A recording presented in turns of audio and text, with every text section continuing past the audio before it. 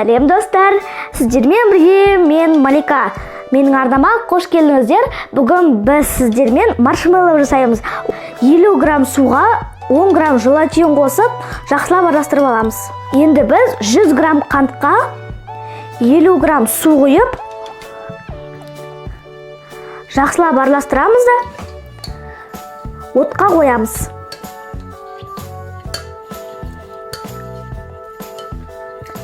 Достар, мен қантты отқа қойып осылай сироп жасап алдым. Ол уақытта біздің желатиніміз де осылай ісініп дайын тұрады. Енді біз желатинді микроволновкаға қойып ерітіп аламыз.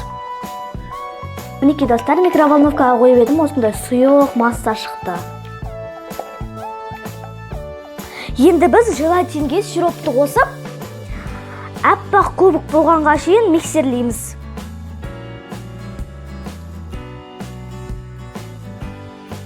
Мінекей достар, осындай аппақ көбік болғанға шейін араластырып алдық. Енді біз оны мынандай майланған формаға құямыз.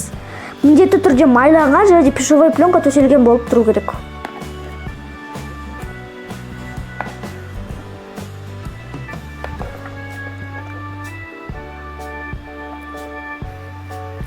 Мінекей салып алдық. Енді біз оның бетін майланған пищевой пленкамен тағы да жабамыз да. Осылай үстінен басып қоямыз.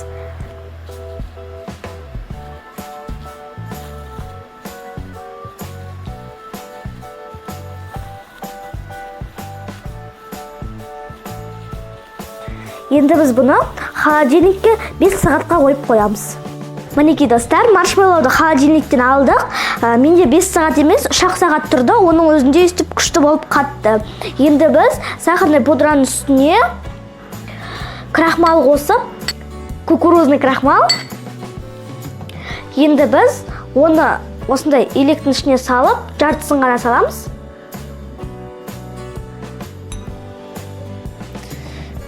Себеміз.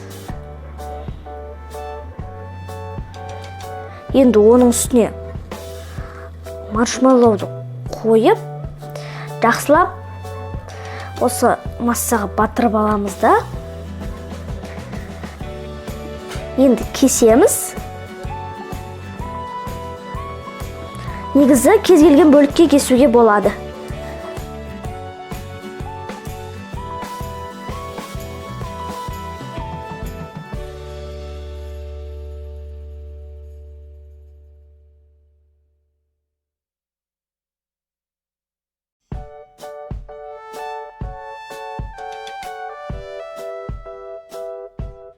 Енді оның үстіне тағы да осы массаны сеуіп шығамыз.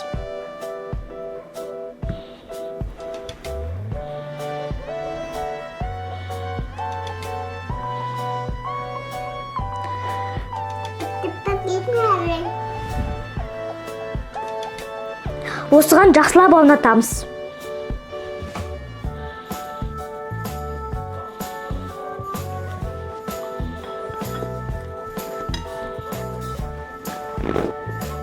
Енді артық сахарный пудрасын алып тастау үшін осылай істейміз. Және де тарелкаға қоя береміз.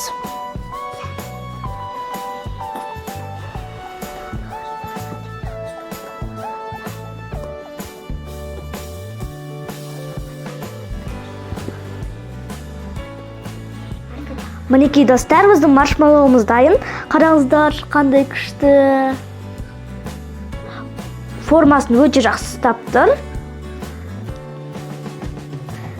Мінекей ортасы. Маған қатты ұнады. Сіздерге де ұнайды деген сенімдемін. Міндетті түрде жасап көріңіздер.